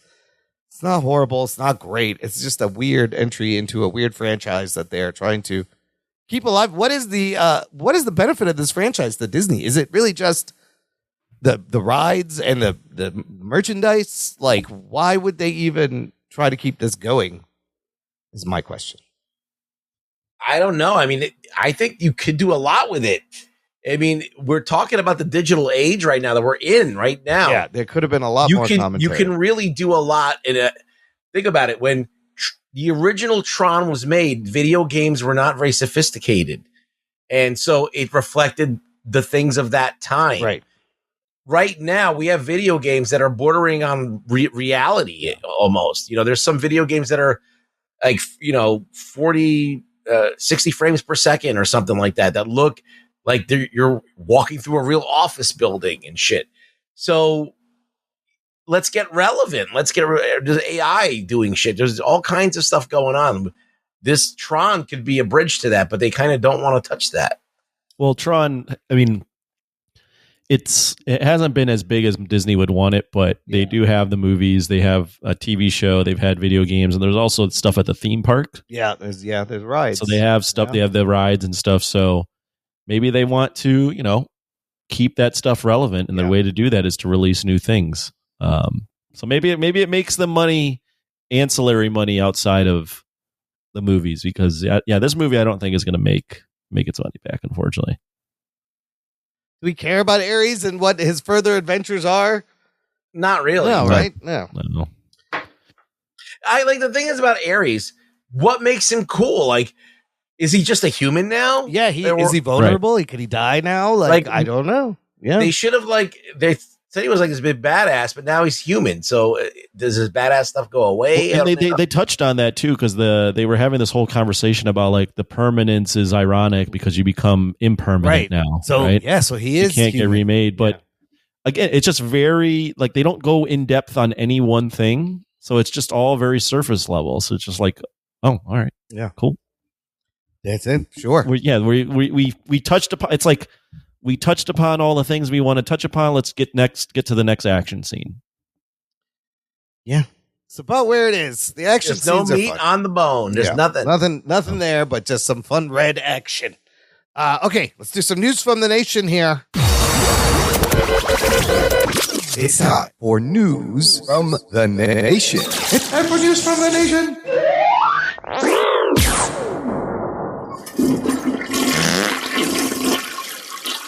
It stinks. It stinks. It stinks.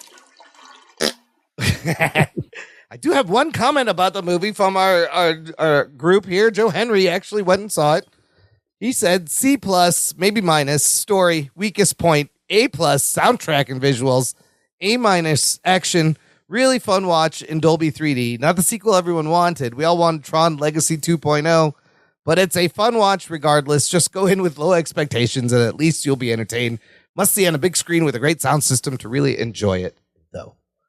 Rex, did you see Tron Uprising, the animated show? I did, but I don't remember it at all. So it's not. I was wondering if it was any good. Yeah, it was like a CG show. It was very boilerplate from what I remember. Yeah, it was like in between the first two movies about a resistance group or something. I kind of remember when it came out, but I never watched it. Anyway, I did watch it. Speaking of watching things, what are we watching? You guys caught up on the Gen V? Yes. Episode 6. Yeah, I watched it. Oh, spoiler alert. Spoiler alert. More fun cameos, I guess. I don't know where it's going, but just when you think they're going to get caught, in comes Victoria Newman's kid with the snake face and Stan Edgar for the save. So, comments on this? He's got a bunker deep underground. Yeah. He's got a bunker. He's got that's a bunker. what we're leading with. But, I forget what else happens. Anything else happened that was notable? I mean, they're built. So the whole premise here is that Marie is as strong as Homelander. Right. And it seems like everyone is trying to get her under their wing because they have some sort of purpose for her, whether it be taking over Vought or dealing with Homelander or creating like a supremacy or something like that. She's a nuke. No, well, we learned that it was her and Homelander were Odessa projects, the only two that survived. It seems like they're building her up to be the thing that like they can take out Homelander and the boys. Huh. Interesting. So in some ways, it's interesting. I mean, it was all right. I found this episode to be a lot cleaner than the last one. That's for sure. Yeah, they were in and out of that fucking thing. And, yeah, it's really stupid. Oh yeah, and then she does. So Marie does bring her sister back to life. That was pretty crazy. and traumatic for the sister. Clearly, Yeah, her sister's a soup as well. that's right because she senses things before they happen. Right. That was interesting. When did she get the compound V? All right. Well, 2 more episodes left. Maybe it knows where it's going. I'll say I'm not over the moon about this season. I do think it's entertaining. It's fun. But it's one of those things like similar to like James Gunn. Yeah. Maybe not on the same level, but there's only so much of like this world I can take where I'm just like, okay, it's just repetitive. They are. They do the same things, and Gunn did a lot of the same things in Peacemaker too. Yes. Like Yeah. penises and real world analogies and all that stuff. Like it's fun. Yeah. But it doesn't It's need to last overstaying its forever. welcome a little bit. Yeah, I agree. I think this is all just they're trying to bridge into the next season of The Boys. Also, Right.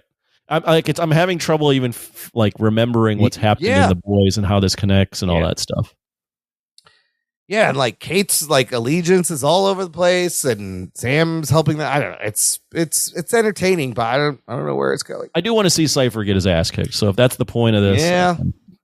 I want to see him get blown up. I saw his balls. Oh my god, he almost shit on the fucking what's his name? You saw his taint. Yes, that was a great shot. Yeah, it was very clean. He's in the toilet, and Yeah, it was pretty clean. He's gonna poop on her. I was like, oh no.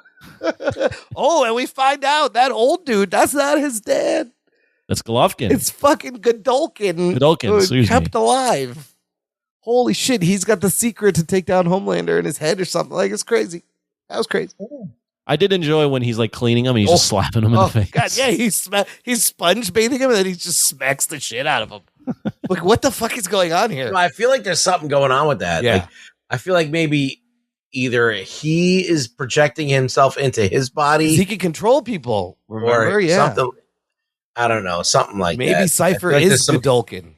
Yeah, man, I don't know. There's something going on there. Oh, that's interesting. Some big reveal going to happen. That because they threw that in as a little hello. Yeah. Are you paying attention? Yeah. All right. And So yeah, because Stan knows also that that's Godolkin or whatever. Right. He's the one that tells him. So yeah, interesting. Forgot where it ended. Whatever. We'll find out. Anthony, you watch anything else? It ended where they left. They're going to go confront Cypher, Marie and the girl with the stitch in her head. Oh, and Kate. Yeah. Kate, yeah. Poor Kate doesn't have the arm and the Marie fucking wants wig. her, or Kate wants Marie to help her get her power That's back. right. Kate was like, "I'll protect you," or You can something. From Yeah, and she's like, you can fix me. I know you can. Because she brought her fucking sister back to life. She's like, you can fix me. Right. If she can control it. You watch anything else? no, Me? I didn't watch Anybody? anything. No, I didn't watch anything. No. But I can tell you what I want to watch. What's that? Oh, I just heard about this movie like today. Okay. They made a remake of Deathstalker. And if you don't know what Deathstalker is, Anthony, I know you're Roman Anthony, you watch these B movies now from the 80s, but it was a Roger Corman ripoff of Conan the Barbarian. Oh. Where it's just like, he saw Conan, he's like, I can do that. And so he went to got an Italian director and, did a low budget Conan. And then there's 4 of them. I think there's 4 Deathstalker movies. It's just like sword and sorcery, whatever. But they made a fucking new one. And they say it's like watching the new Toxic Avenger. It's just, Oh my God. it's just like blood and guts and whatever. It's really schlocky. Patton and Oswalt is in this one for some reason. Where do you even see it? Where would you watch this? I saw Sean Chandler and did he went Fantastic Fest and and he saw the movie and he did a review of it. He said it's a total B movie. Wow. It's a B movie. And I'm like, oh, I got to go see this. It's a I gotta B find movie it. remake of an 80s B movie. Yeah, it's Interesting. yeah, so I can't wait to see this. It's going to be terrible. I know it's going to suck. And I expect it to suck, but I'm going to watch it because I know it's going to be a fucking trip. Fantastic. Yeah. I'm not going to be able to recommend it to you, but I'm going to watch it. Anthony, any interest in watching the first Tron? It's all on Disney Plus, the Trons. me? No, why? No? Okay. Why should we? Why you want to review it next No, week? I'd be curious to see what you think. Like I said, I did. He's not going to like it. It's a lot shorter. It's only like an hour and a half. You're not gonna like it. It's weird. I make him watch something he doesn't want. Yeah, but Ruggs, would you say you can watch Tron Ares without watching the other 2 movies, or you need to watch the first 2 movies? No, because it has nothing to do with anything. But there was so many And, like, callbacks to the first movie in this fucking movie. but it just you're not gonna know what the fuck's going on. I watched all the movies and I don't know what the fuck's going on. No, it didn't make sense. So, I mean, I'm like, where the fuck did these girls come from? Yeah. How did he get the code? Why does this company have the Tron code? Yeah.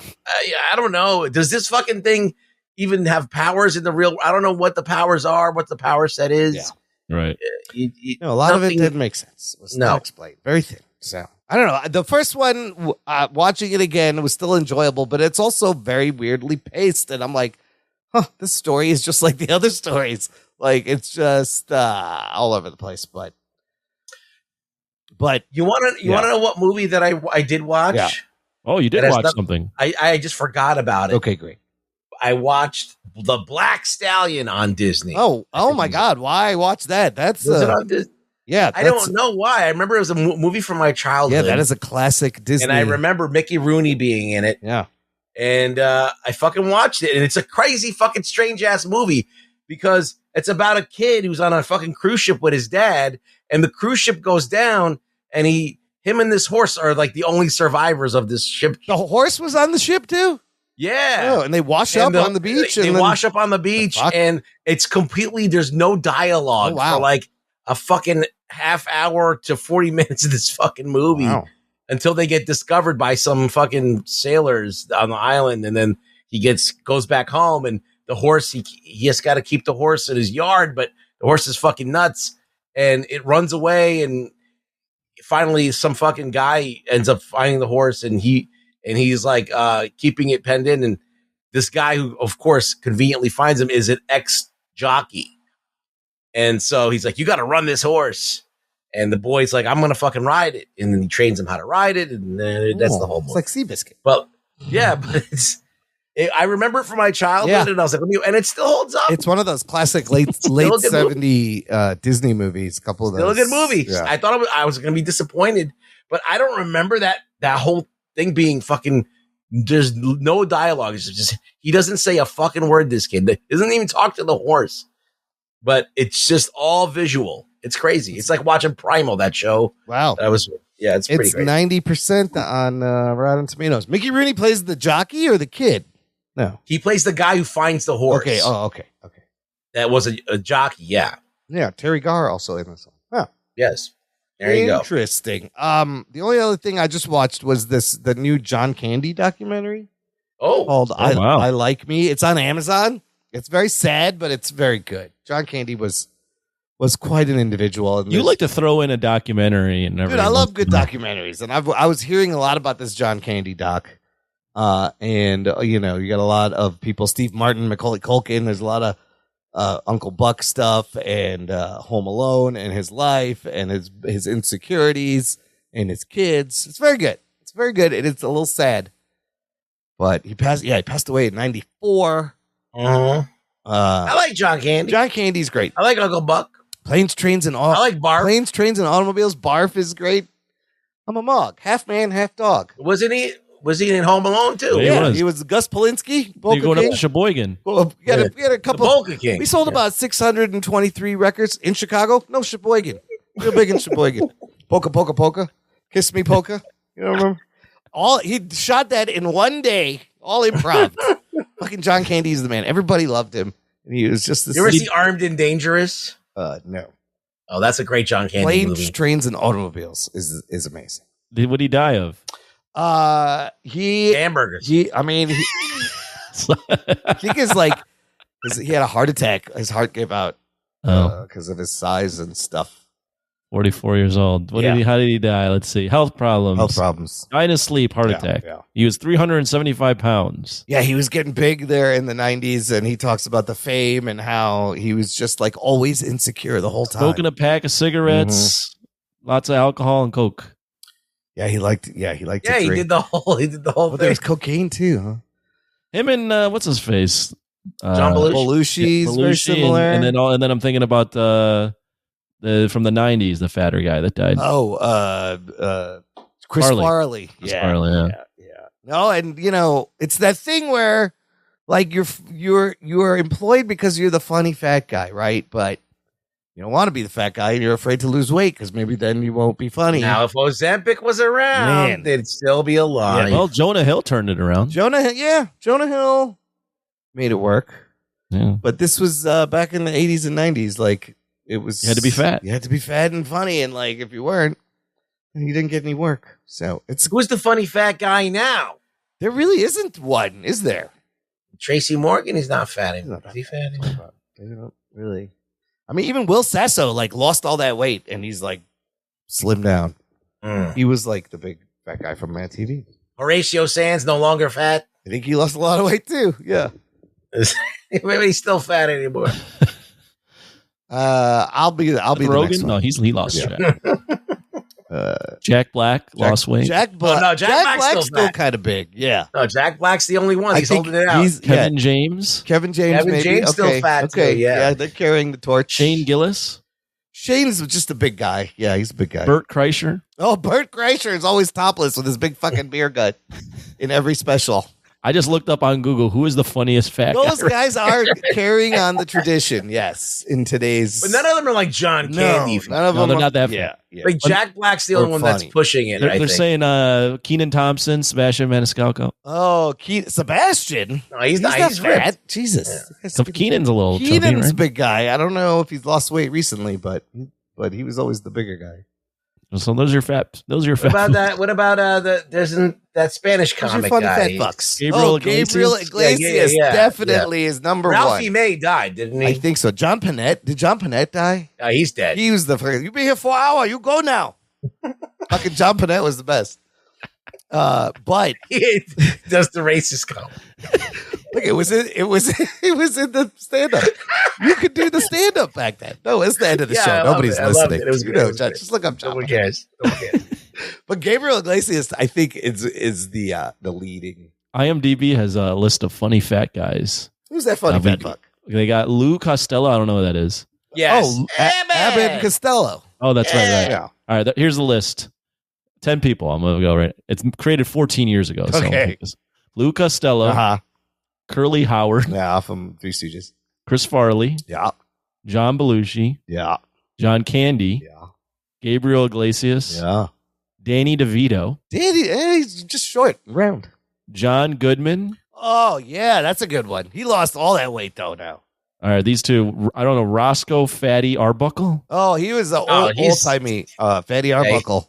and then I don't know why this person's on number 10. Alfred Hitchcock. They consider funny guy. Was it Hitchcock funny? He's hilarious. Was he funny? I don't know if he's No. funny. Even No. John Goodman, yeah, he lost all that weight, too. He's very skinny now, but during Roseanne, he was fat. John Candy, Not number as many fat funny women. women. Yeah. Roseanne Barr. Roseanne Barr, the bridesmaids girl. Oh, She lost a lot of weight, Melissa though. McCarthy also lost some weight. Yeah, Melissa McCarthy. I'm thinking about someone else. Fuck.